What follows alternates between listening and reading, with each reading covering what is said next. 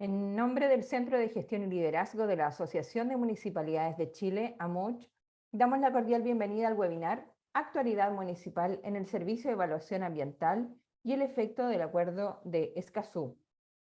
A continuación, damos inicio a esta jornada con las palabras de bienvenida del señor César Rojas Ríos, abogado, magíster en Derecho Público de la Pontificia Universidad Católica de Chile, profesor de Derecho Constitucional y director del Centro de Gestión y Liderazgo.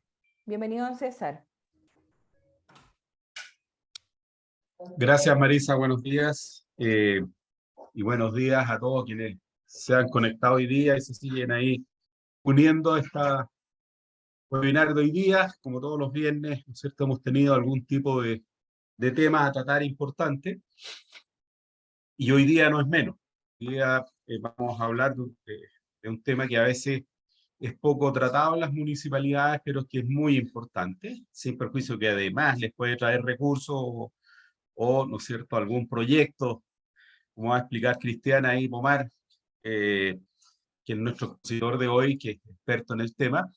Es trascendente. Hoy día hablamos harto del medio ambiente y a veces las municipalidades como que lo ven muy lejano, pero debiera ser un tema de la cotidianidad, debiera ser un tema hoy día más que nunca, ¿cierto?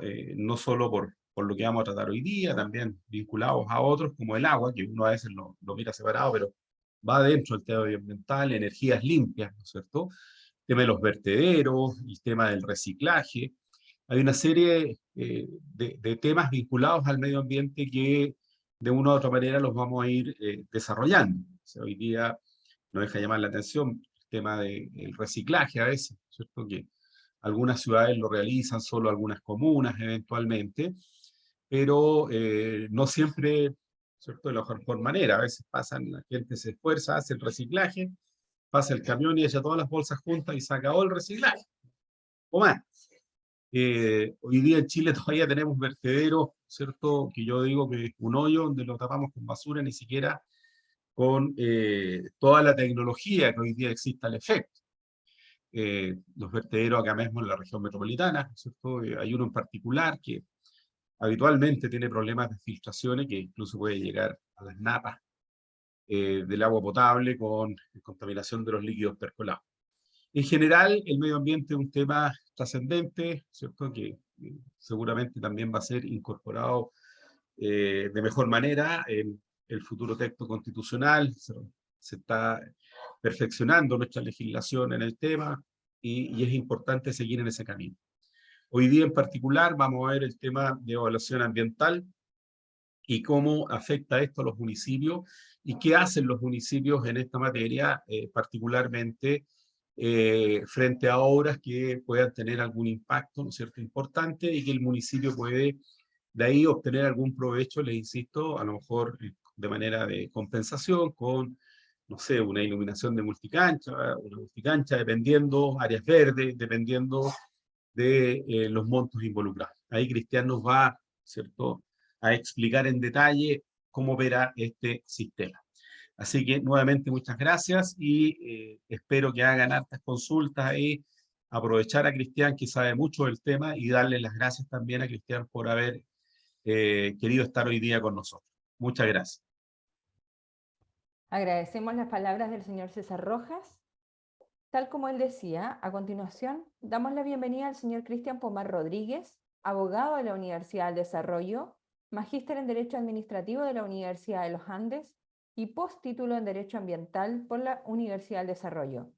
Cuenta con más de 10 años trabajando en instituciones públicas y privadas, desempeñándose recientemente en la Delegación Presidencial Metropolitana, donde formó parte durante más de 2 años en los comités técnicos en el Servicio de Evaluación Ambiental, actualmente socio de la consultora Ecolog, quien brinda servicios a entidades públicas y privadas en materia de estudios y declaraciones de impacto ambiental, así como cartas de pertinencia y evaluación ambiental estratégica. Bienvenido, Cristian. Muchas gracias, Marisa, y muchas gracias, César, Nelson, a todo el equipo de AMUCH. Para mí, la verdad es que es un placer poder estar con ustedes. Este ya es el segundo webinar que hago y siempre es muy interesante y es muy inteligente que puedan hacer estas invitaciones y que se den el tiempo y y la prestancia para poder abordar estos temas ambientales, que no siempre son tan tratados desde el punto de vista del mundo municipal, pero a muchos se le está jugando con todo, así que también mis felicitaciones para todo el equipo.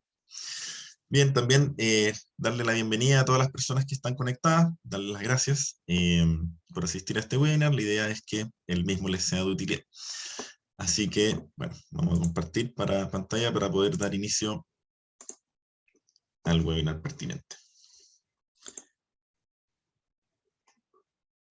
Entiendo que ahí todo, ¿cierto? Bien. Bien, hace algunos meses atrás, a principio de año, hicimos un webinar al respecto, respecto de cuál es el proceso para obtener una resolución de calificación ambiental en el servicio de evaluación ambiental. A grandes rasgos, cómo es el proceso en el sistema de evaluación de impacto ambiental. También vimos cuáles eran las competencias del municipio al respecto, cómo debía a grandes rasgos generar sus pronunciamientos, y por lo mismo la deuda era más adelante poder ir revisando casos prácticos, cosas que les puedan servir de apoyo a ustedes en su gestión en las diversas municipalidades a las cuales ustedes les prestan servicio. De manera que ahora vamos a revisar un caso práctico. La idea es que, bueno, si me siguen invitando a muchos, por supuesto, pero vamos a seguir revisando algunos casos prácticos de cierta importancia y relevancia, cosas que les puedan servir de apoyo a la gestión que cada uno de ustedes brinda.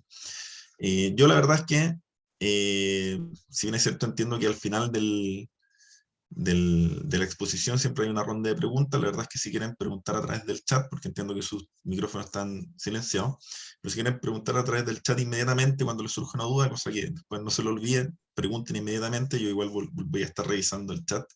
De ahí que alguien, por ejemplo, nos saludó de Puerto Varas, ¿no? Así que también saludo a todas las personas. Entiendo que Puerto Varas tiene ahí un problema con el relleno sanitario. Estuve viendo ahí unas resoluciones de la Superintendencia de Medio Ambiente. Bueno, pero eso no viene al caso ahora. Así las cosas, bueno, vamos a dar entonces inicio a la revisión de nuestro primer caso práctico. Insisto, no va a ser ni el primero ni el último. La idea es que esto les sirva de apoyo.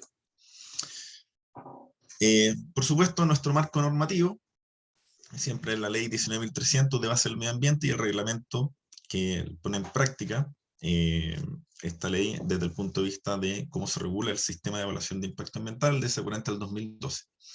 Y antes de pasar al caso práctico, quise que revisáramos dos conceptos que me parecen que nunca hay que perderlos, siempre hay que tenerlos a la vista, como ya veremos, y se relacionan bastante con el caso que vamos a revisar. El primero está en el artículo 2, letra J, esto es de la ley de base, que define lo que es el procedimiento en el SEIA, y indicando que es el procedimiento a cargo del Servicio de Evaluación Ambiental que en base a un estudio o declaración de impacto ambiental determina si el impacto ambiental de una actividad o proyecto se ajusta a la normativa vigente.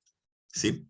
Sabemos que de lo que se trata el proceso en el SEA es de determinar cuáles son los posibles impactos que un proyecto pueda realizar a propósito de su ejecución, y por supuesto si se ajusta a la normativa vigente. Esto téngalo siempre bien presente, porque esto es lo medular, esto es la esencia del proceso, que es la determinación de los impactos. Y relacionado con eso se define también que un impacto ambiental, que es la alteración del medio ambiente provocada directa o indirectamente por un proyecto o actividad en un área determinada. Ya sabemos que por distintas jurisprudencias de la Corte Suprema, así como también como lo ha ido indicando el SEA, la alteración al medio ambiente no lo vean solamente como alguna afectación a algún efluente, que puede ser el medio aéreo, el medio acuático, sino que también sabemos que se presta para aspectos culturales, sociales, sistemas de vida humano, como vamos a ver más adelante. Bueno, ahí está un poco cuál es el proceso que nosotros ya revisamos en nuestro webinar pasado para obtener una declaración de impacto ambiental. Recuerden que el estudio de impacto ambiental es un poquito más largo, desde ya tiene 3 adendas, no 2, en fin. Tiene participación ciudadana obligatoria, pero como la mayoría son declaraciones de impacto ambiental, acá está el inicio, el test de admisibilidad. Como ustedes saben, se solicitan las OECAS, que son el organismo del Estado, de la Administración del Estado con competencia ambiental, que se pronuncie. Y ahí es donde precisamente están los municipios, que acá es donde ustedes se van a ir pronunciando primero respecto de la declaración de impacto ambiental y después de la adenda. con sus informes respectivos. Y ahí es donde precisamente, y tal como lo señalaba César, es donde ustedes pueden acotar el proyecto y ajustarlo a los intereses del municipio como de la comunidad. También puede servir de una buena instancia para negociar determinados, en el caso de las declaraciones de impacto ambiental, determinados compromisos ambientales voluntarios, que es la instancia que tienen ustedes para poder hacer que el proyecto no solamente se ajuste a lo, como señalábamos, a los intereses del municipio, sino también tal vez obtener algunos compromisos ambientales voluntarios que les pueda servir a ustedes.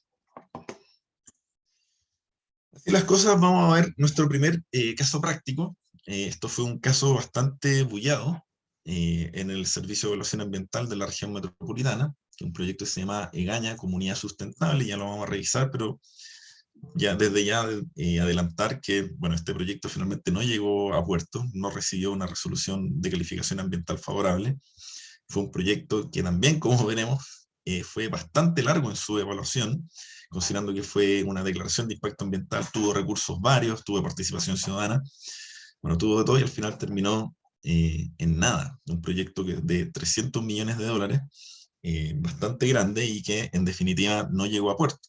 Entonces la idea es analizar qué fue lo que pasó y por qué no llegó a puerto, cuáles son las enseñanzas que ustedes pueden rescatar de esto y cuáles son las herramientas que ya se avisoran a propósito de este proyecto como para que ustedes puedan realizar en su municipio y sobre todo en la relación que ustedes puedan tener con las comunidades con las cuales por supuesto al municipio se debe. Bueno, así las cosas, veamos un poco la descripción del caso. El objetivo del proyecto corresponde a la construcción de 4 torres de 27, 31 y 32 de 32 pisos y un sector de comercio, es decir, un proyecto bastante grande, imagínense 4 torres de esta magnitud, localizado en la comuna de Ñuñoa, en la esquina comprendida por Avenida Irarrázaval y Américo Vespucio. No sé si todos conocen Santiago, pero esas son avenidas que son bastante transitadas, o sea, tienen un tránsito vehicular y peatonal súper importante, sobre todo porque Américo Vespucio en esa zona aún no es autopista, está discontinuo, todavía no se hace ese proyecto, entonces se generan unos tacos en la hora punta horrible, y bueno, y ahí se van a emplazar estas 4 torres, o sea, imagínense. Y en términos globales, el proyecto incorpora un total de 1.828 departamentos, está la densidad poblacional, y 2.133 estacionamientos para vehículos livianos. O sea, imagínense la magnitud del proyecto y más considerando la zona. O sea, desde ya, por supuesto que esto ya va a tener dificultades en su evaluación, y así fue. Algunas cosas que les quería resaltar, previo a que vayamos viendo cómo fue el proceso de evaluación, son estas 4 asuntos. El primero es que el titular ya contaba con un permiso de edificación, desde luego ya tenía el anteproyecto, pero después obtuvo su permiso de edificación en la dirección de obras, acogido a conjunto armónico, que ustedes saben que cuando un proyecto se acoge a conjunto armónico puede elevar su altura. Y por lo mismo, el titular, como veremos, en algún momento empezó la ejecución del proyecto. Si ustedes saben que los carriles que un poco se ven tanto en la dirección de obras como en el proceso de evaluación ambiental son distintos y tienen fines distintos. Nosotros sabemos que el proceso en el SEA busca determinar cuáles son los impactos que genera un proyecto, ya sea directo o indirecto, y si se ajusta a la normativa ambiental. Mientras que la dirección de obra lo que tiene que velar no es esto, sino que si se cumplen las normativas urbanísticas, que están contenidas principalmente en la Ley General de Urbanismo y en su ordenanza. Entonces, el proyecto obtiene su anteproyecto, va a tener su permiso de edificación, pero por otra parte igual tiene que obtener su resolución de calificación ambiental. Y en ese orden de cosas, en las direcciones de obras siempre hay que estar muy atentos, porque ya vamos a hacer un pequeño acápite sobre este punto, pero ustedes saben que la evaluación ambiental en Chile es tipológica, a diferencia de lo que pasa en Estados Unidos o en otras partes.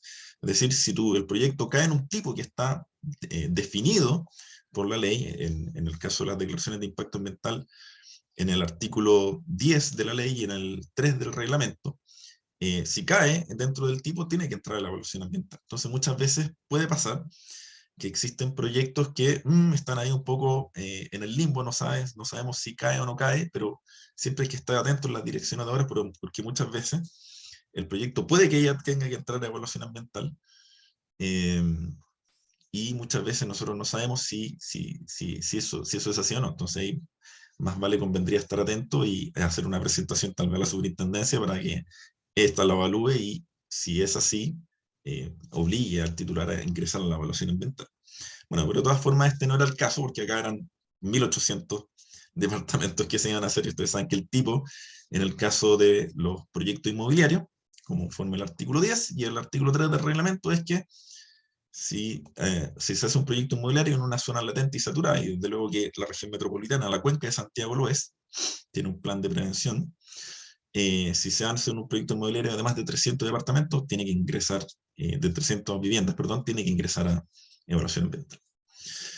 El segundo capítulo que les quería comentar es que, bueno, la duración de la etapa de construcción del proyecto sería de 60 meses, o sea, son 5 años que se va a estar construyendo este proyecto, y ahí es donde inmediatamente ustedes como municipalidades, y también vamos a hacer un punto aparte en esto, tienen que pensar en cuál es finalmente, cuál es el impacto o la incomodidad que va a generar las distintas comunidades aledañas al respecto, de manera que puedan ir un poco, brindarles ayuda, auxilio, asesoría, que es la idea también, no solamente quedarse con su informe, que van a hacer respecto a este proyecto, sino que también auxiliar a las comunidades y recoger sus puntos de vista. Hay manera de hacerlo, ya lo vamos a ver, considerando la duración de este proyecto, o sea, va a generar una incomodidad tremenda. El titular, en su declaración de impacto ambiental, la primera, sin perjuicio de las adendas posteriores, pero declara impacto, por supuesto, describe el proyecto, cómo lo va a hacer, etcétera, etcétera, cómo se va a conectar a las redes sanitarias, el tema de la basura, en fin. Pero aparte declara impacto, que es un poco el sentido del sistema, y presenta estudios de normas de emisiones, donde está pasado, como todos los proyectos de construcción de este tipo, siempre se pasan en las normas de emisión de material particulado, y ahí nace la obligación de compensar conforme al plan de descontaminación, por lo menos en Santiago. Si hay alguna otra zona con zona que ha sido declarada zona latente o saturada y tiene plan y tiene un PPDA, también, bueno, tendrá que ajustarse a la normativa y compensar. Pero tiene impacto de emisión, tiene impacto de ruido, ahí está el DS38, ¿cierto?, que regula cuál es una norma ahí de emisión, cuál es el máximo, el umbral, y también tenía un estudio de vibraciones. Ustedes saben que en Chile no existe normas de emisión de vibraciones, y al no existir, lo que está haciendo el CEA hace mucho tiempo es tomar la norma americana al respecto, a la cual todos los proyectos se están ajustando, ¿ya? Y además de contar, por supuesto, con los permisos ambientales sectoriales pertinentes, desde ya contaba con el de almacenaje de riles de residuos industriales líquidos. Esto se los traigo a colación para que vean que, si bien es cierto, eso podía ser cuestionable que esto fuera por parte del titular, la estrategia de presentar una declaración de impacto ambiental en vez de un estudio de impacto ambiental, igual tampoco era una declaración, digamos, desnuda. Yo he visto declaraciones de proyectos, tal vez no tan grandes, pero más o menos similares, que no tienen mucho, o sea, no le meten mucha carne a la parrilla y esperan que un poco a través de las observaciones de los organismos sectoriales ir ajustándose a la normativa. No, este no, él tenía, no digamos que era el mejor estudio, declaración, perdón, pero tenía cierto peso. Y a su vez también ofrecen compromisos ambientales voluntarios desde ya de pleno. Hay un capítulo entero al respecto donde ofrecen ciclovías de 1 kilómetro, un proyecto de arquitectura para la Junta de Vecinos del sector, y el mejoramiento de área verde. Bueno, y el plan de comunicación y difusión, que por supuesto casi todos lo ofrecen. No digamos que son grandes compromisos ambientales voluntarios, considerando, insisto, la magnitud del proyecto, pero de nuevo, ahora mismo estamos evaluando con una municipalidad a la cual le brindamos asesoría un proyecto donde también es más o menos similar, y el titular simplemente declara: mira, este proyecto no contempla compromisos ambientales voluntarios, fin, cerrado. Y me imagino yo que la estrategia de ellos será que durante la evaluación, en la medida que vaya avanzando la misma, ir incorporando estas cosas. Bueno, acá por último, sí se ofrecía algo un poco para tener algún grado de relacionamiento comunitario. Entonces, veamos lo interesante, lo medular. ¿Cómo fue la evaluación en el servicio de evaluación ambiental de este proyecto? Vamos a ver sus principales hitos. En primer término, ingresa, como les señalaba, como declaración de impacto ambiental el 30 de octubre del 2017. Acá vuelvo a insistir, es cuestionable que esto sea una declaración o un estudio. Ustedes saben que, como señalaba, la evaluación ambiental en Chile es tipológica, de manera tal que cayó en el tipo. Acá hay desde luego hay más de 300 viviendas. Pero aparte, si tú produces algunos de los efectos que estipula el artículo 11 de la ley o el párrafo segundo del reglamento, si produces uno de esos efectos, tú tienes que entrar como estudio. Y acá, por supuesto, dada la magnitud, uno podría decir, bueno, acá tal vez podría haber alguna alteración a los sistemas de vida humano, no lo sé, y tal vez no de esto desde el punto de vista del titular y voy a presentar un estudio, que excepto que es más caro, es más largo, se demora más, todo lo demás, etcétera, etcétera, pero tal vez si se hubiese hecho de ese mecanismo, tal vez esto no se hubiese caído. Bueno, en segundo término, diversas agrupaciones han ingresado, por supuesto, el proyecto, las juntas de vecinos y uniones comunales de Ñuñoa y también una de La Reina, porque está muy cercana a esa comuna, solicitan el inicio de la participación ciudadana con fecha 9 de enero del 2018. Bueno, acá como les señalaba, una vez que ingresa el proyecto, ustedes van a ver que siempre estén revisando en el servicio, el expediente electrónico que es público en el servicio, en el portal del Servicio de Evaluación Ambiental, porque el SEA publica esto posteriormente, después de que ingresa en el expediente, que incluso queda admisible, el SEA tiene que publicar esto en el diario oficial y publica una serie de proyectos dentro de los cuales puede estar el que esté en su comuna. Bueno, desde que se publica en el diario oficial, las comunidades tienen 10 días hábiles para poder hacer una solicitud de participación ciudadana en el caso de las declaraciones de impacto ambiental. Los estudios de impacto ambiental tienen participación ciudadana obligatoria. En el caso de las días, bueno, ahí son 10 días desde la publicación en el diario oficial. Estas organizaciones territoriales de Ñuñoa y La Reina lo solicitaron. Y el SEA al principio resuelve no acoger la solicitud porque, comillas, dice, no genera carga ambiental en las comunidades próximas. Eso fue una decisión bien controvertida del Servicio de Evaluación Ambiental, porque es difícil poder sostener lo anterior.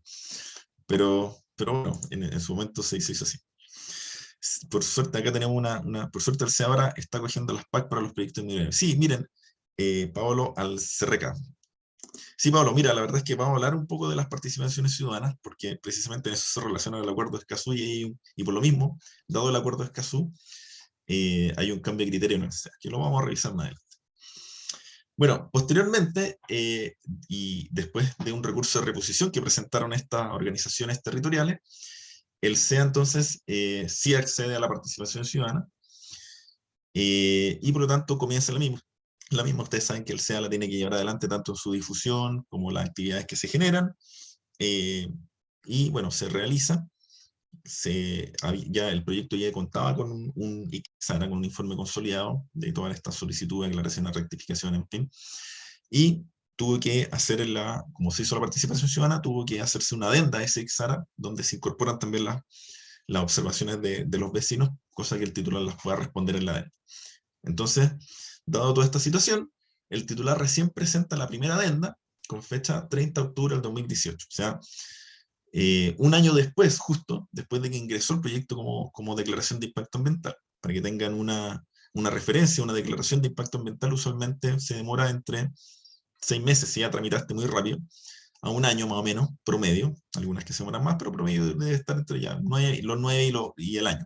Bueno, acá recién tuvimos la primera adenda un año después de que ingresó este proyecto. Eso ya tampoco nos da una pista de que tal vez esto sí debía haber sido un estudio de impacto ambiental. Pero bueno. Y la segunda adenda se presentó con fecha 8 de marzo del 2019.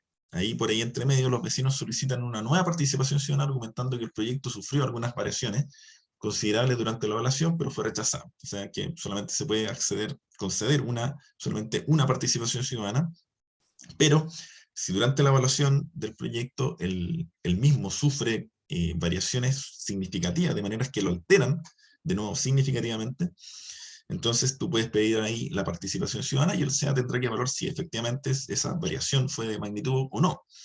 En cuyo caso se resuelve que sí, bueno, te va a dar una nueva participación ciudadana para que te puedas pronunciar precisamente sobre estas alteraciones.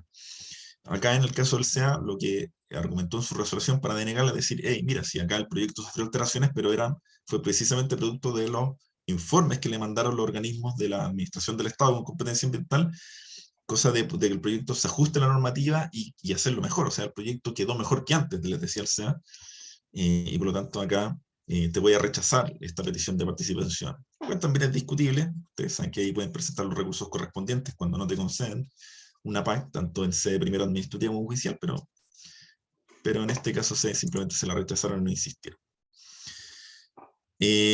Tenemos acá una pregunta de Julio Núñez, que dice que las participaciones ciudadanas deben ser vinculantes, y eso es un aporte real para fortalecer la gobernanza ambiental y restablecer la confianza en la institucionalidad ambiental, tan desacreditada hecho reflejar la judicialización de los procesos.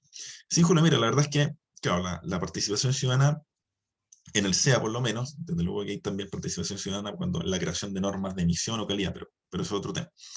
Pero en el SEA, claro, la participación ciudadana tiene un cariz vinculante desde el punto de vista de que al menos el titular está obligado a responder las observaciones de que le formulan los vecinos, ya sea como persona natural o como persona jurídica.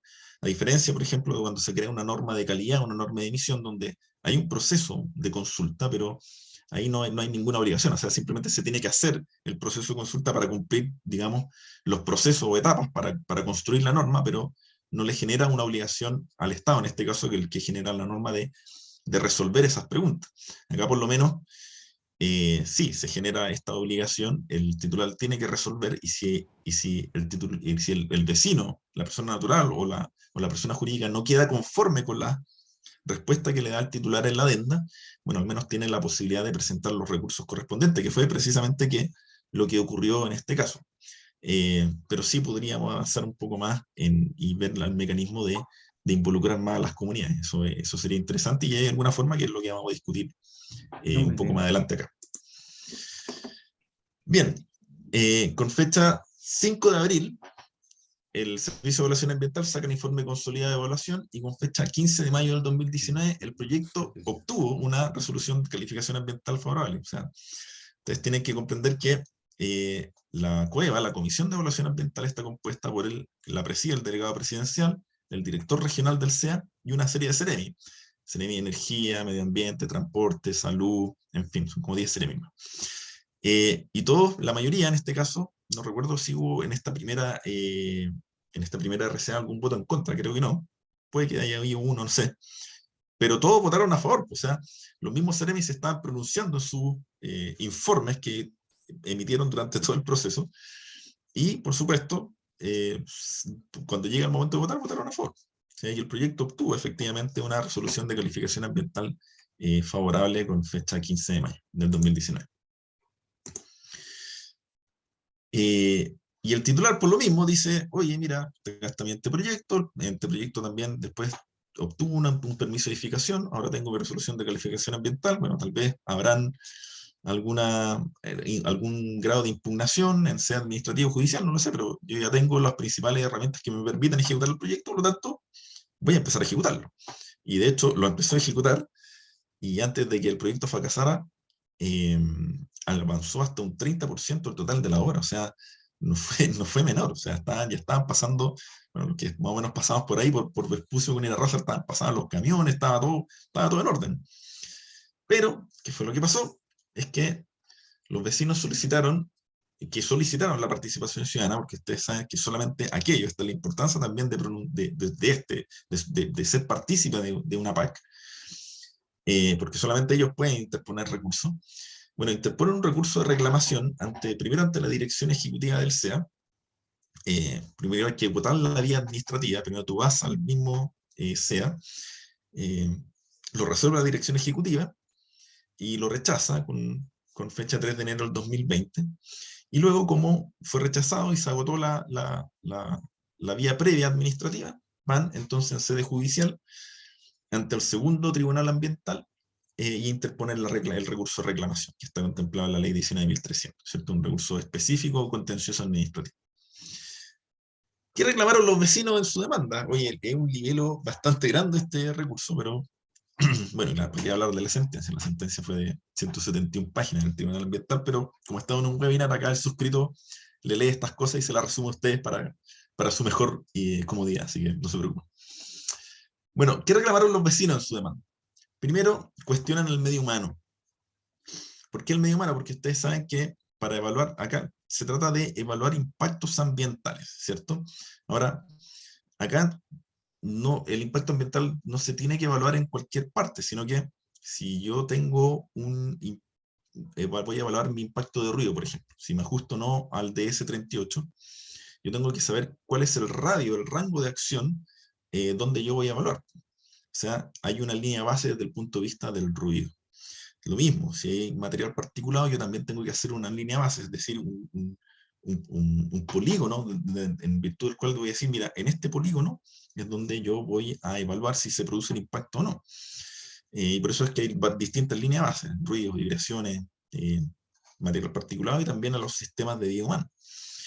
Y acá, entonces, fue cuestionado el polígono del medio humano, tanto como la metodología. Porque básicamente los vecinos dicen, mira acá, para caracterizar la zona, lo único que hicieron fue, consultaron medios secundarios, es decir, consultaron bibliografía, el censo u otros datos para caracterizar la zona y después hicieron 10 entrevistas, lo cual no es representativo a juicio de los vecinos, y ya está. Entonces, ese fue como su primera estrategia para atacar la RCA, que es lo que se está impugnando. Después cuestionan los tiempos de desplazamiento, porque claro, dicen, hey, mira acá, el proyecto mismo declara que van a tener 2100 estacionamientos, algo así era, y por lo tanto es bastante razonable pensar que van a ingresar a un sector que ya está congestionado, 2100 vehículos. Bueno, ¿cómo va a impactar eso desde el punto de vista del desplazamiento?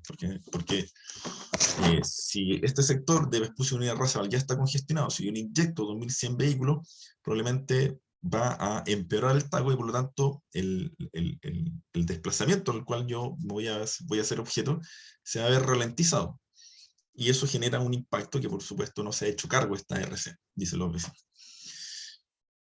También lo mismo con acceso a bienes y equipamientos y conectividad en el metro, es decir, dentro del área de influencia del proyecto hay determinadas áreas verdes, hay determinados locales comerciales, y acá me van a introducir 1.800 viviendas, cada una con sus familias, si asumimos que son 2 personas por familia, quiere decir que estamos por las 3.200 familias que van a ingresar a este sector. Bueno, y usted no me está demostrando si los servicios, áreas verdes, etcétera, etcétera, van a colapsar o no, como consecuencia y la inyección de esta cantidad de gente. Ahí tenía una cuarta, perdón, no, un tercer argumento. También lo mismo, intentar algo en el cálculo de la generación de basura, tal vez este fue su argumento más débil, porque eso sí estaba bien señalado cuánto se iba a generar. Y finalmente se le tuvo como dice Gary, la chispeza del chileno, una persona natural, una señora de hecho, me imagino que estaba bien asesorada, no sé, pero se le ocurrió recuestionar la luminosidad y ventilación del proyecto, sobre todo por la calidad de vida de los que se puedan ver afectados los vecinos por el efecto sombra, porque acá son 4 torres, es decir, una mole bien grande, que va en definitiva a tapar la luz solar, y los vecinos que están circundantes, por la proyección de sombra que genera este edificio, no van a recibir luz solar durante mucho tiempo. Y eso también, por supuesto, genera un impacto. Entonces, eso también fue cuestionado. Tenemos una pregunta en el chat. Parece que no. A ver, sí. Dice Julio Núñez, una de las principales fallas del SEIA y la ley de bases es que no reconoce que en los proyectos, especialmente los estudios de impacto ambiental, pueden existir impactos ambientales que son incompatibles y no existen medidas que se puedan hacer cargo de dicho impacto, y en ese caso no se debería realizar el proyecto. Al final muchas veces se proponen medidas para abordar los impactos ambientales que no funcionan y se generan daños irreparables sobre formas de vida o ecosistemas únicos. Bueno, sí, hay varias debilidades que el sistema chileno tiene, Julio, y también los vamos a revisar un poco en las conclusiones que tenemos de esta presentación. Pero desde ya podemos adelantar lo siguiente. Acuérdense que finalmente cuando pasa todo el proceso de evaluación ambiental, que vuelvo a insistir, se trata de detectar impactos ambientales y ajustarse a la normativa. Muchos impactos no son reconocidos durante la evaluación ambiental, entonces el proyecto obtiene la RCA. Y por otra parte, la Comisión de Evaluación Ambiental solamente se puede pronunciar respecto a los efectos normativos. Ya vamos a ver que son los efectos normativos, pero que limitan su discrecionalidad. Pero los efectos normativos son muy pocos. La mayoría de la evaluación ambiental no son efectos normativos, por lo tanto eso abre una gran discrecionalidad de la Comisión de Evaluación Ambiental, que ahí es donde se nota el cariz político del sistema. Durante toda la evaluación es técnico, pero cuando llega la hora de votar es político. Y eso, por supuesto, abre la ventana a cierta discrecionalidad. Ya lo vamos a ver un poco más adelante. Bueno, este fue entonces el recurso que se interpuso por parte de los vecinos y estuvieron ahí harto tiempo tramitando. Bueno, en realidad no tanto tiempo, menos de un año. Considerando cómo es la justicia en Chile, ¿no? Eso es bastante rápido. Y el tribunal, con fecha 25 de noviembre del 2021, acoge parcialmente la reclamación a través de la sentencia ROL 231-2020, está ahí para que ustedes la puedan revisar, en principio son 171 páginas, bastante interesante. Y en particular, descarta todos los argumentos de los reclamantes, dice el medio humano, mira, ¿sabes qué? Está bien evaluado porque durante, y eso fue así más o menos en todo fue descartando uno a uno los argumentos de los vecinos diciendo, mira, si durante la adenda, está bien, la declaración de impacto ambiental tal vez no estaba bien evaluado, pero después de la adenda, en la respuesta, fueron complementando con estudios. Y así en el medio humano fueron entrevistando más gente. Por eso suele pasar que muchas veces la inmobiliaria, y ojo con esto, ingresan la declaración de impacto ambiental, ingresan un estudio de medio humano y después lo complementan durante el proceso. Eso es para ganar tiempo.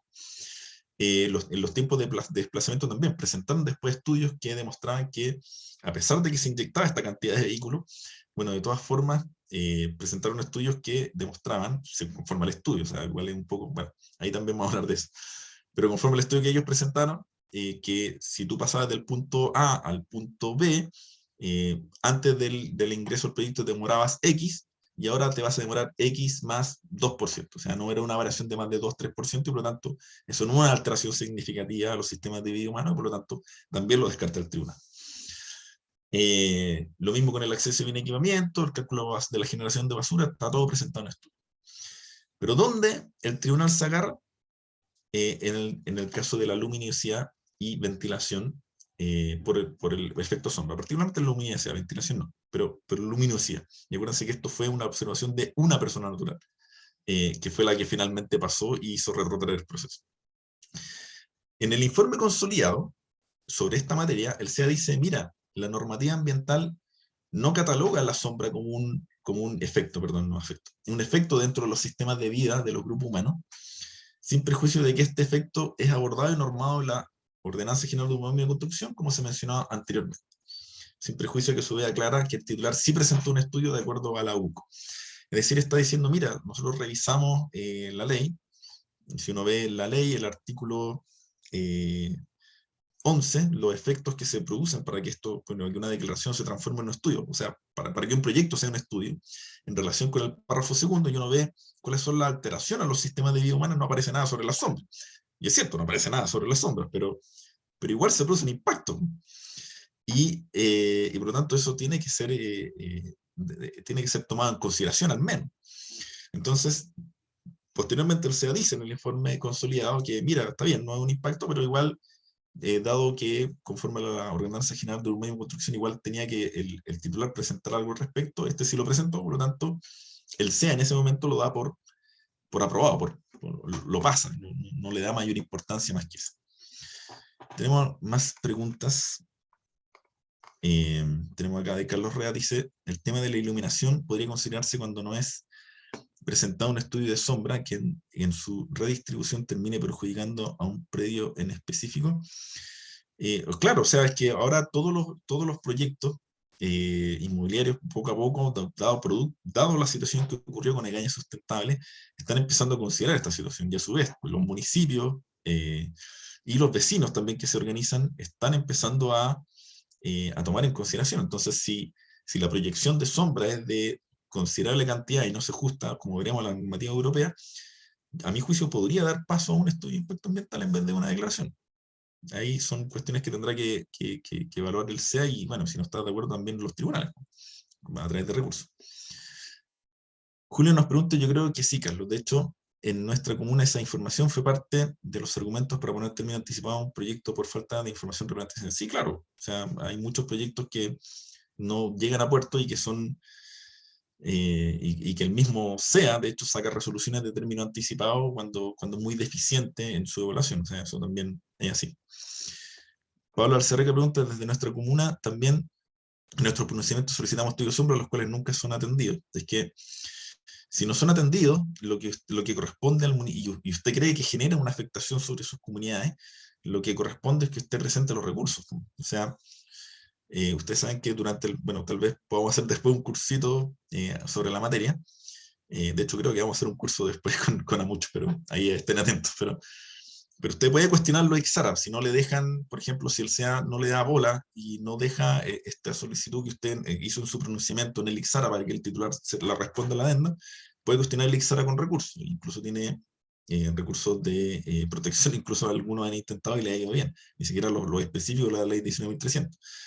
Bueno, lo mismo, si el proyecto obtiene la RCA y usted ve que votan no teniendo en consideración esto, bueno, también cuestione la RCA, pues si usted cree que hay una afectación grande a sus vecinos, presente la invalidación o presente el recurso de reclamación administrativamente, después judicialmente y vea cómo le va. Por lo menos en este caso, vamos a ver que le fue bien a los vecinos.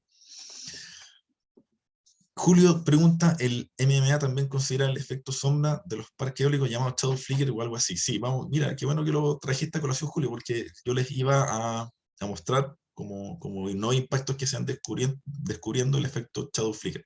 Así que parece que estamos conectados. Bien, sigamos. Entonces, como les señalaba el SEA, señala, mira, si esto no forma parte de los impactos que están descritos en el artículo 11 en relación con el párrafo segundo del reglamento, sí está en la UC, sí lo mostró, así que no lo den más bola. Y el tribunal lo que hace es, recuerda los artículos 11, letra C de la ley 19.307 del reglamento, que dicen, comillas, esto es para cuando un estudio tiene que ser un proyecto tiene que ser un estudio de impacto ambiental. Dicen que cuando una intervención, uso o restricción al acceso a los recursos naturales, ojo con eso, utilizados como sustento económico del grupo o para cualquier otro uso tradicionales, tales como uso medicinal, espiritual o cultural.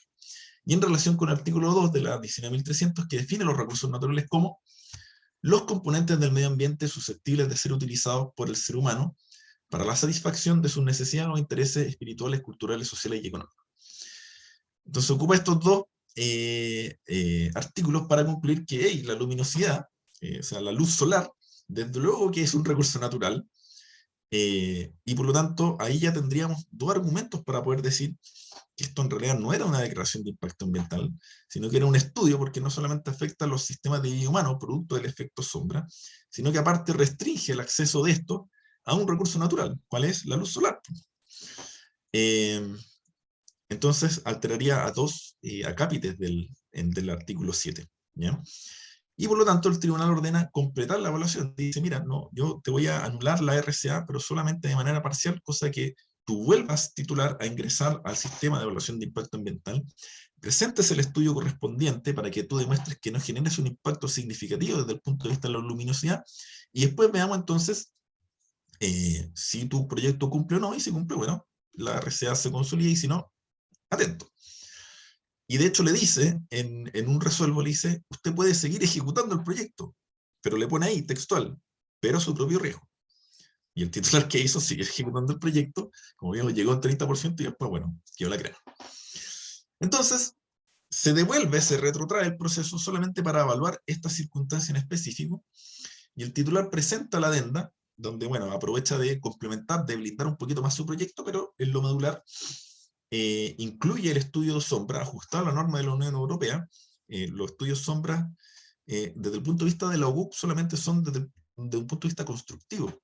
En cambio, la norma de la Unión Europea es desde el punto de vista del impacto ambiental. Y por eso es que, pues, si ustedes lo van a solicitar, siempre solicítenlo, que se ajuste el estudio de efecto sombra a la norma de la Unión Europea, que es la que en todos los SEA de todas las regiones se están apoyando, porque eso es lo que mide realmente el impacto ambiental, y que esa norma propone un mínimo de 1,5 horas de luz solar directa en un día determinado. O sea, usted tiene que hacer un estudio, usualmente la mayoría de los estudios lo hacen distintos días desde el punto de vista del año, porque no es lo mismo tener, sobre todo en las comunas tal vez que están más en el sur, que donde hay más nubes o hay más lluvioso. Es muy distinto un día en el sur en marzo o en febrero que en junio. Bueno, y en las comunas del norte también, ahí está un poco más homogéneo. Pero en definitiva, pídalo con un ajuste a la norma europea. Y llega la adenda, el SEA saca un nuevo informe consolidado y va a votación esto. Y ahí la votación, y ustedes lo pueden ver también en las actas de votación, así como también los extractos que de la RCA, la CUEVA, la Comisión de Evaluación Ambiental, dice, mira, sabéis que tú presentaste un estudio que es representativo solamente de un día, que tú tomaste en consideración el 21 de marzo, que es el equinoccio, el cambio de, ¿cierto?, de verano a otoño. Me presentaste un estudio donde en ese único día sale que sí, todas las comunidades tienen más de 1,5 horas de luz solar, conforme a la norma europea, pero es un puro día, y no es representativo. ¿Qué pasa en otros días del año? La verdad es que la comisión dice, no, esto no es suficiente para acreditar que no se produce el efecto, por lo tanto, todos, salvo el director regional del SEA y la Seremi de Vivienda, todos rechazan y votan el proyecto. Entonces, en fecha 19 de abril del 2020, acuérdense cómo partimos, el 17 de octubre del 2017, recién el 19 de abril del 2022 el proyecto es calificado como desfavorable. Ahí, a propósito, el titular interpuso un recurso de reclamación, el cual está actualmente en trámite. Vamos a ver qué pasa, pero ya por lo menos el mismo SEA ya le rechazó uno de reposición.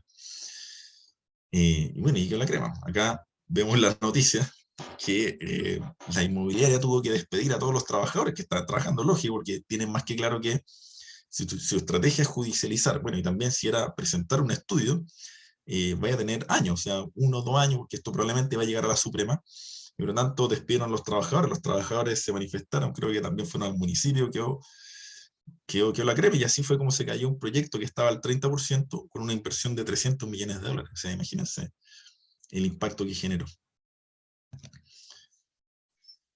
Y acá llegamos entonces a lo medular del asunto. Bueno, yo me voy a aventurar a tratar de explicar desde mi punto de vista, ¿cierto? Dar 3 argumentos por qué yo creo que falló, por qué se cayó este proyecto, y que tal vez, ojalá que les sea de utilidad para ustedes a la hora de ver cómo se están pronunciando en los proyectos que se estén evaluando en sus respectivas comunas.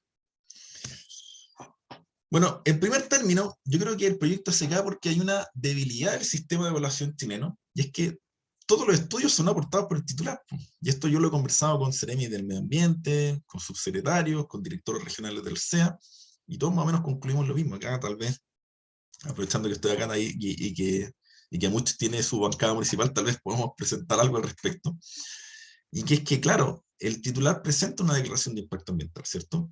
Vuelvo a recalcar por la enésima vez que lo que se trata es determinar cuáles son los impactos ambientales y si se ajusta la normativa ambiental a un determinado proyecto. Entonces el titular más o menos se le ocurren, a ver, este proyecto inmobiliario, ya, bueno, aparte de conseguir los permisos ambientales sectoriales y ajustarse a la normativa, bueno, ¿cuáles son los impactos? Ruido, porque fase de construcción, material particulado, bueno, cómo se altera la alteración al medio humano, etc.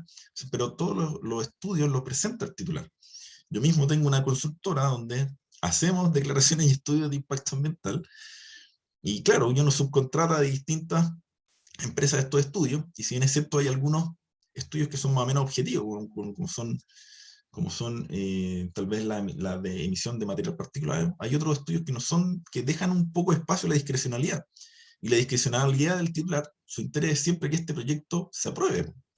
Entonces, yo voy a presentar un estudio un poco orientado a que el proyecto se apruebe.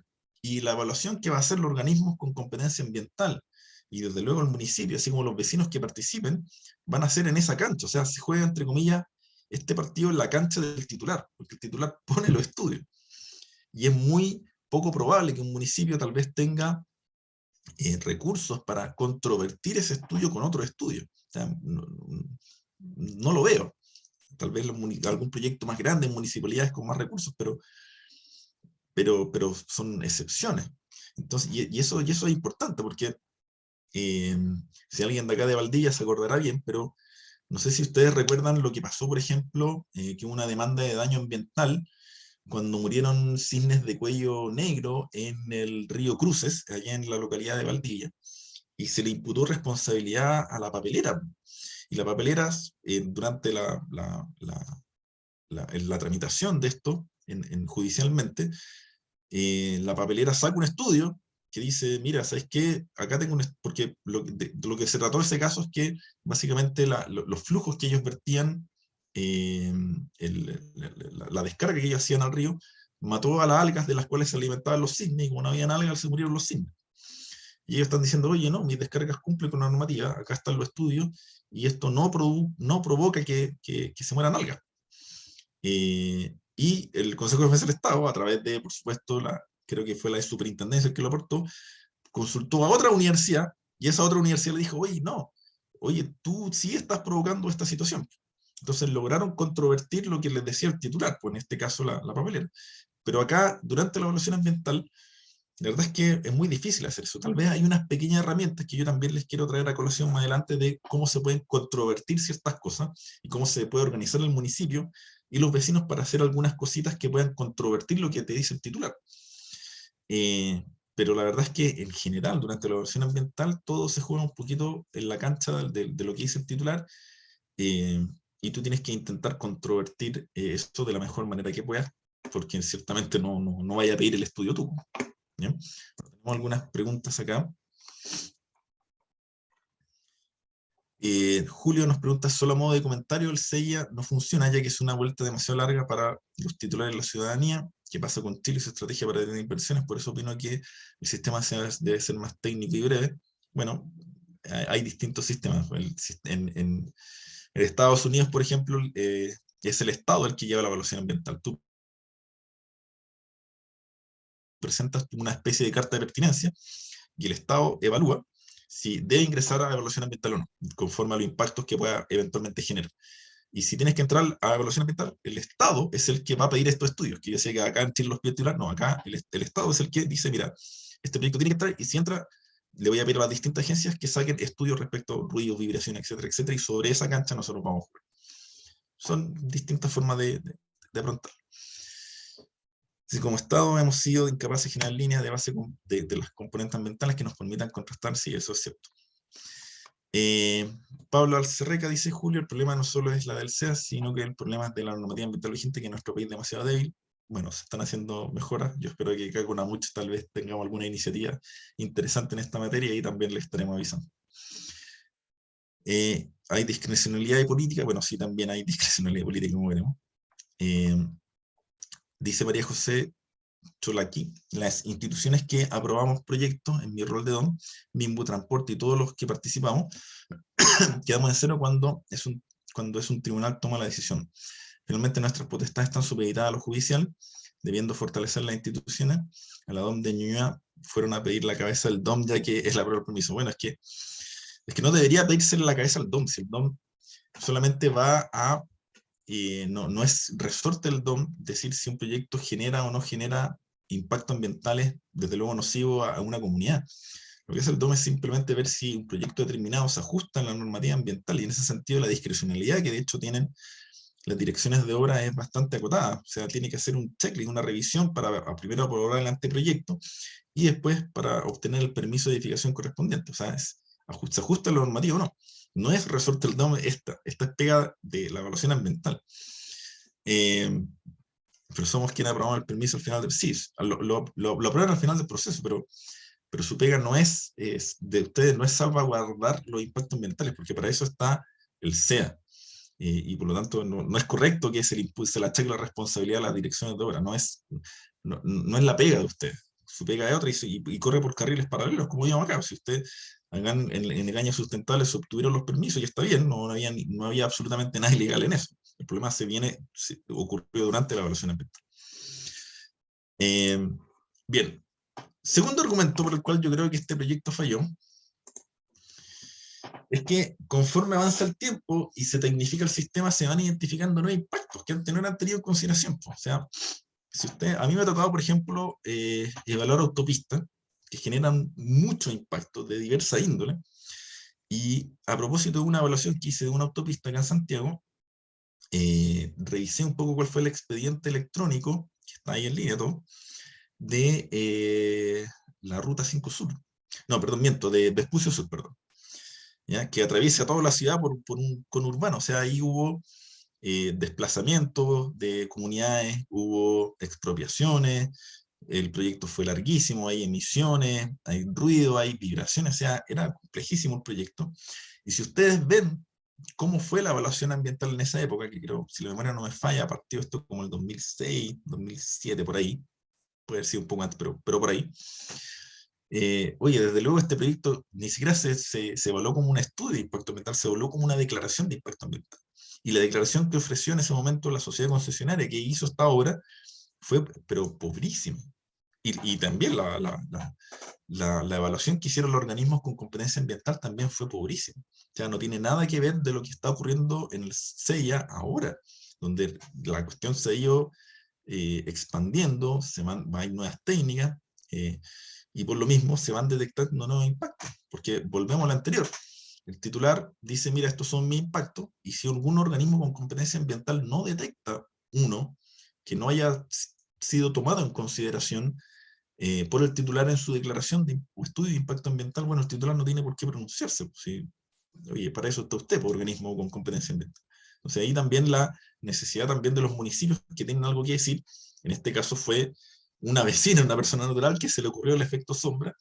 Y bueno, y ahora todos los proyectos inmobiliarios en general, los pronunciamientos tanto de vecinos como también los municipios que puede haber, se está solicitando esto, porque se dieron cuenta que, bueno, esto era un impacto nuevo que ahora está sentado un poco más en la jurisprudencia del SEA, por así decirlo, pero que antes no estaba. Hoy día, por ejemplo, esta semana, si no me equivoco, el SEA sacó una nueva normativa respecto a ruidos en medio acuático, o sea, ruidos submarinos. Eso tampoco antes nadie lo tenía en consideración, pero viendo cómo ha sido la experiencia comparada en otros países, estáis dando cuenta que sí, pues, que hay que evaluar ese impacto. Y sacó una normativa, no una normativa, sino que una especie de protocolo respecto para que los titulares de proyectos que generen este impacto tengan a qué someterse, ¿cierto? Imagínense que si tú construyes un puerto y va a haber un desplazamiento de barcos de gran tonelaje, por ejemplo, bueno, eso va a generar un impacto, va a generar un ruido submarino y que eso puede afectar a especies. Antes no eran tenido en consideración, hoy sí. ¿Y por qué también creo que falló el proyecto? Es porque solamente no hay discrecionalidad en los aspectos normados. ¿Cuáles son los aspectos normados? Hay aquellos cuyas características y efectos están debidamente regulados por el legislador. Si, por ejemplo, uno piensa en el Decreto Supremo 38, donde en una norma de emisión, donde pone un umbral, el legislador, de decibeles, que un proyecto puede emitir y sobre eso está pasado. Entonces ahí la Comisión de Evaluación Ambiental no puede decir, o sea, es acá, compadre, ¿cumpliste o no cumpliste? ¿Qué hizo tu estudio? Yo emito tantos decibeles. ¿Qué dice la norma? Este es el umbral. ¿Cumple? Sí, perfecto, pasa. ¿No cumple? No pasa. O sea, ahí no hay discrecionalidad por parte de la Comisión de Evaluación Ambiental, pero la verdad se ha dicho, los aspectos normados, considerando todo el proceso de evaluación, son los menos.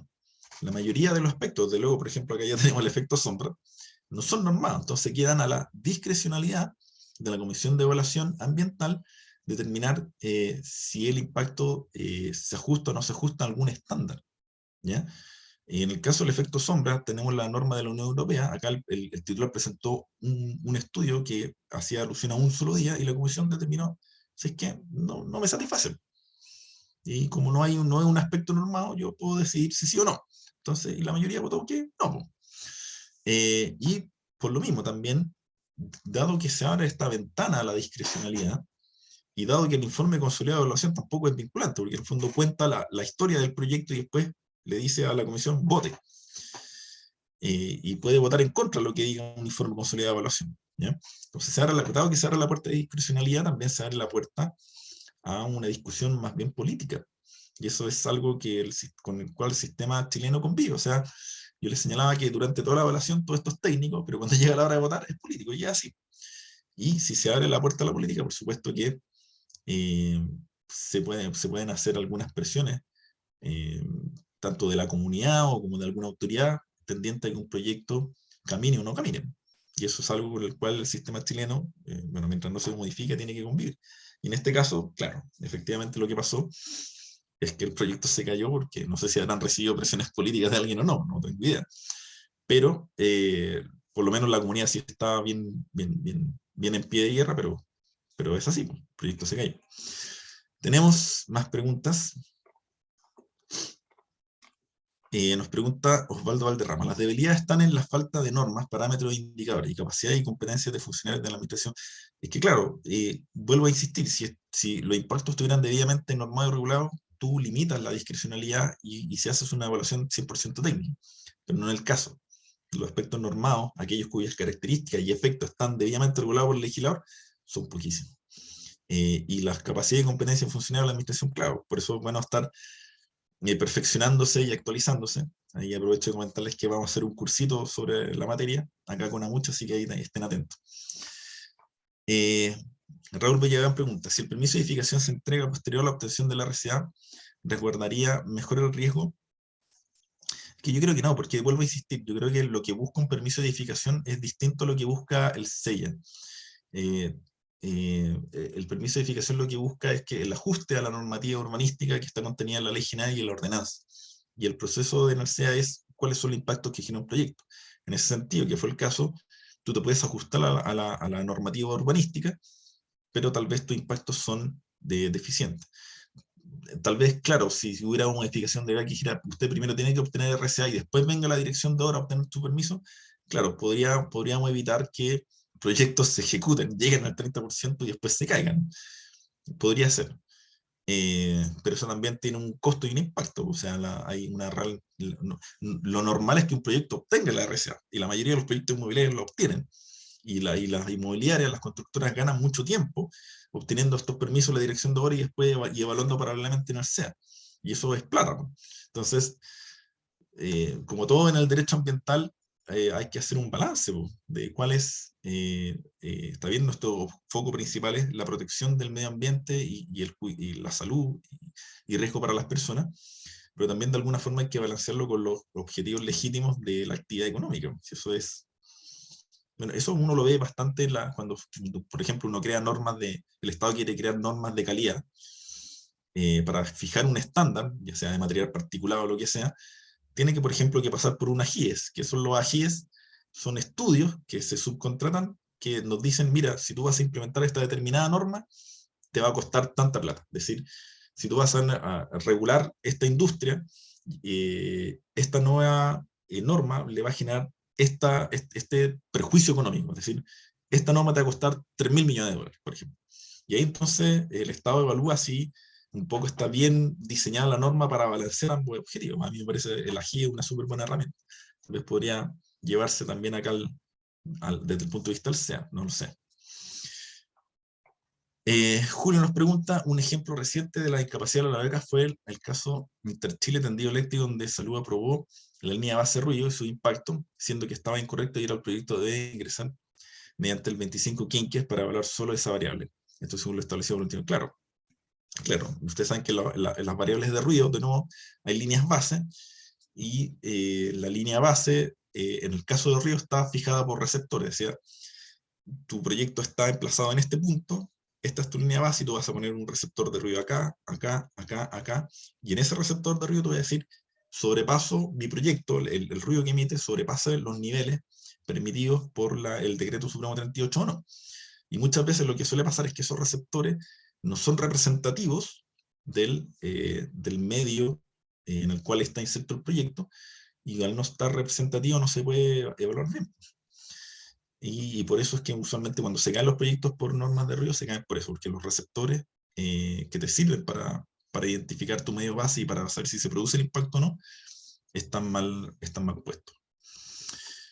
En el fondo no hemos discutido, dice Julio, como país, cuál es el modelo de desarrollo que necesitamos y cómo establecemos el equilibrio entre el desarrollo económico, social y medio ambiente. Bueno, ahí se ve un poco cuáles fueron las discusiones en la nueva constitución, no voy a meter un poco eso, pero yo me imagino que eh, como el proceso constituyente sigue, también va a ser un tema medular. O sea, es un tema medular para Chile y bien que sí sea. Bueno, estos son un poco los tres argumentos que yo creo que hay que tener en consideración y el motivo por el cual el proyecto, en definitiva, creo yo que se cayó.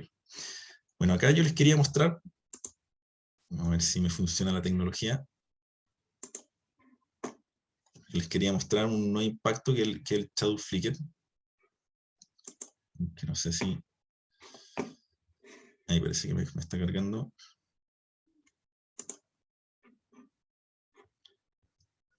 Copié un video de YouTube que me pareció bastante representativo, pero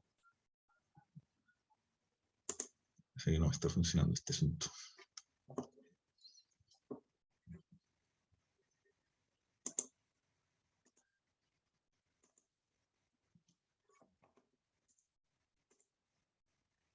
A ver, déjame intentarlo de nuevo.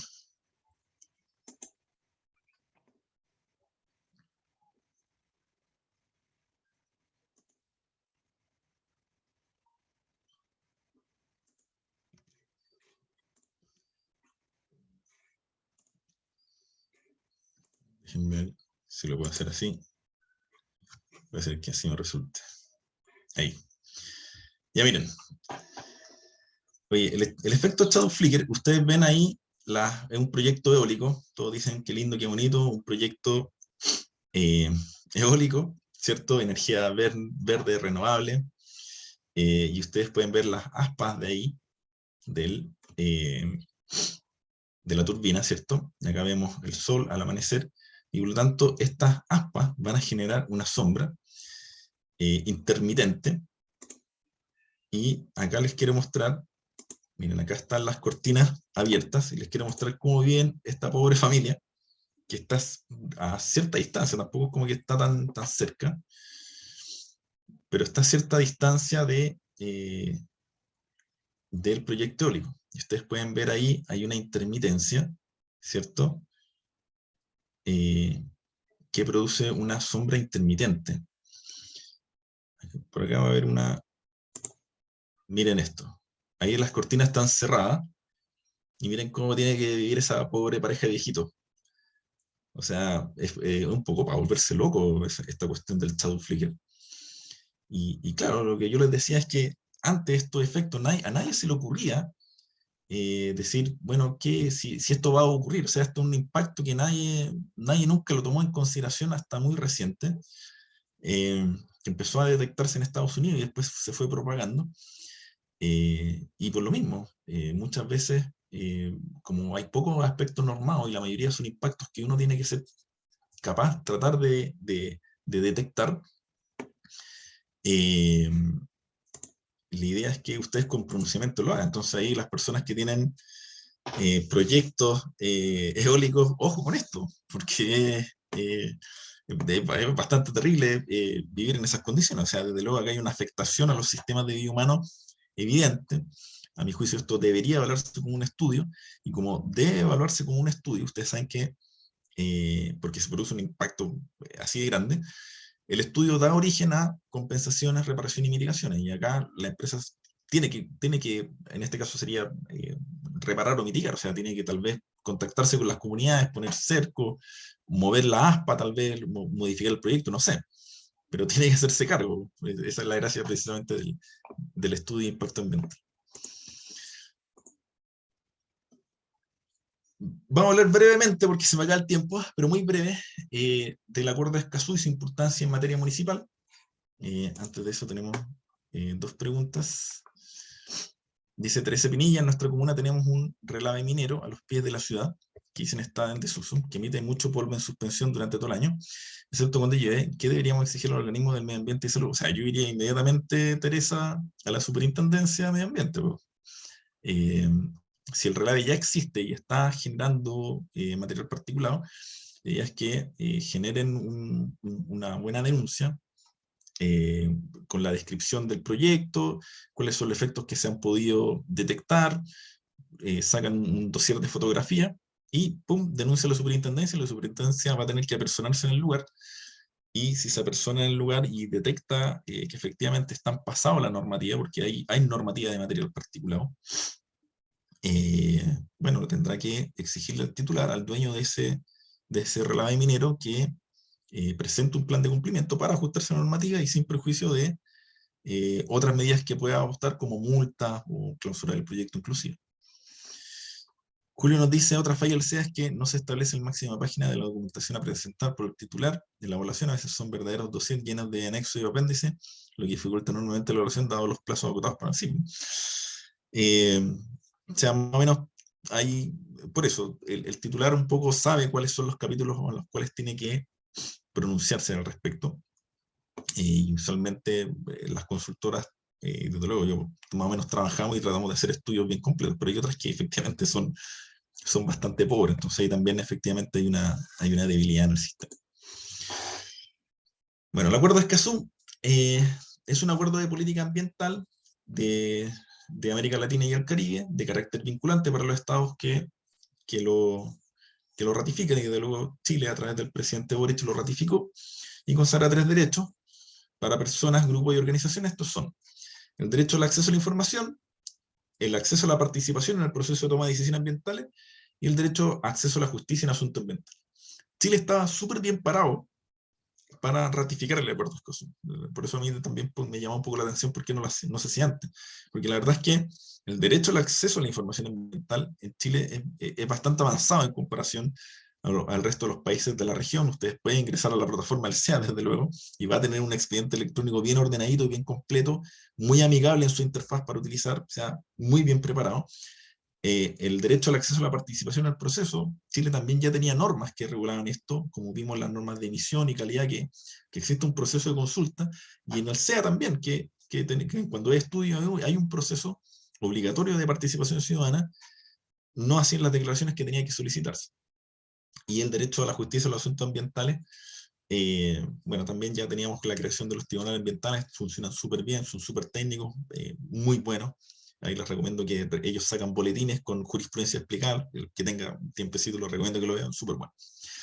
Bueno, pero quedémonos en esto, en el derecho al acceso a la participación en el proceso, porque esto es un poco el asunto que nos atañe. Porque el antiguo criterio en el SEA, respecto de las declaraciones de impacto ambiental, era si se evalúa la pertinencia de otorgar o no una participación ciudadana, es decir, era un análisis de fondo y forma.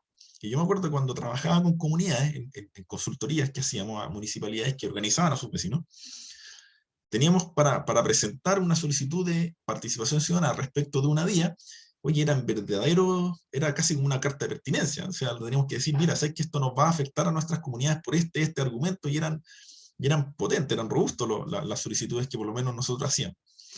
Pero hoy en día, con la entrada del acuerdo de Escazú, hay un nuevo criterio en el SEA que ya está bastante asentado, es que si personas naturales o jurídicas cumplen los requisitos, es decir, de plazo, ya sabemos que son 10 días desde la publicación del diario oficial en las días, y número, que son 10 personas naturales o 2 personas jurídicas, se va a otorgar la PAC. Es decir, el SEA hace solo un análisis de forma, ya no evalúa si esta cuestión afecta a las comunidades o no, no. ¿Se cumplieron los requisitos legales de forma? Perfecto, se concede la PAC.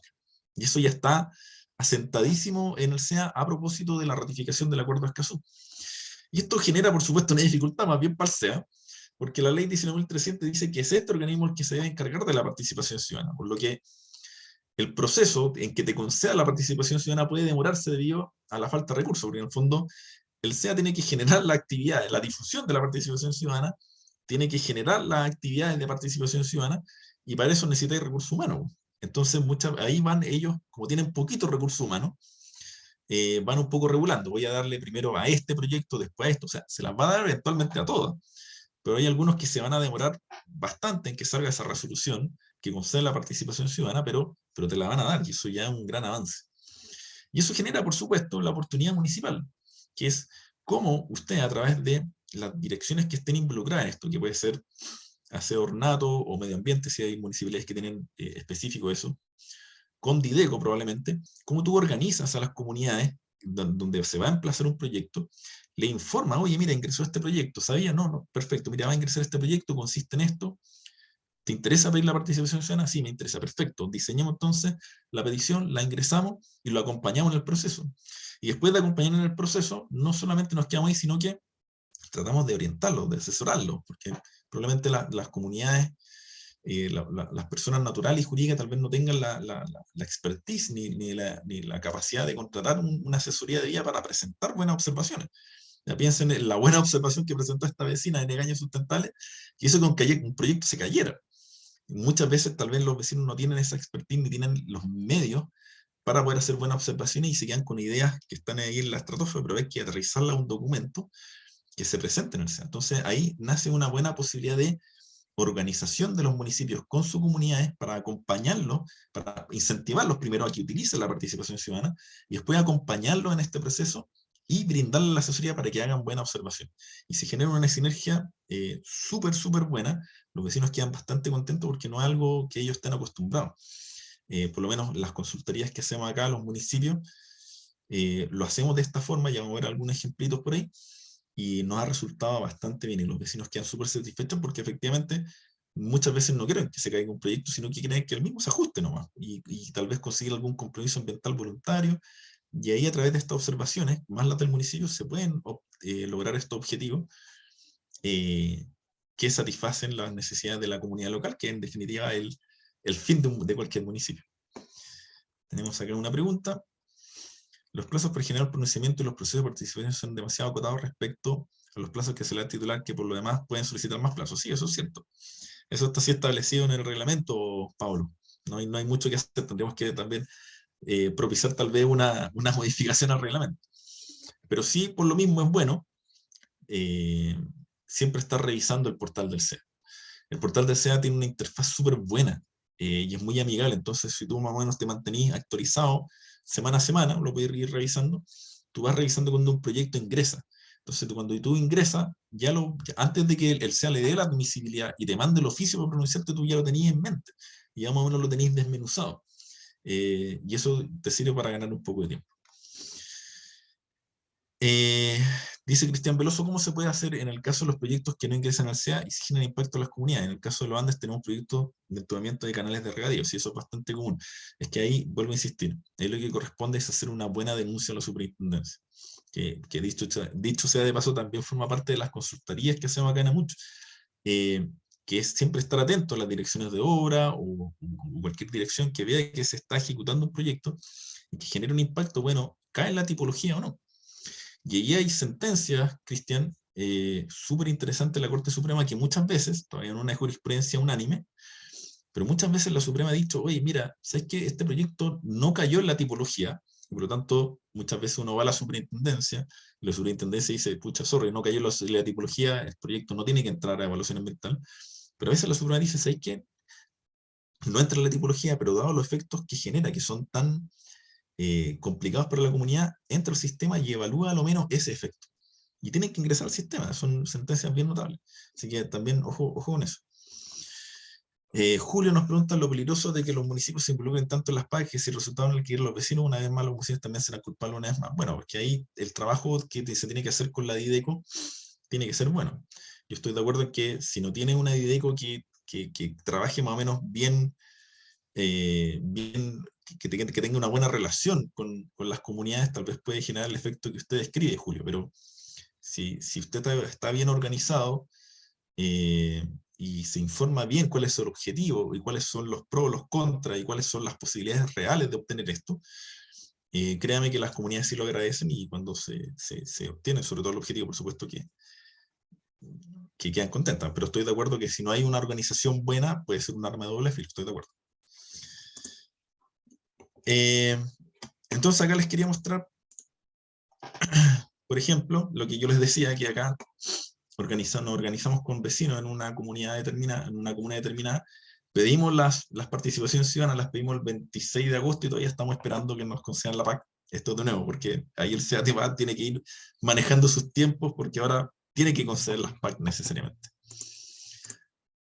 Y acá les quería mostrar también que antiguamente yo presentaba verdaderos, casi cartas de pertinencia para que me dieran participación ciudadana, y hoy día presento esto.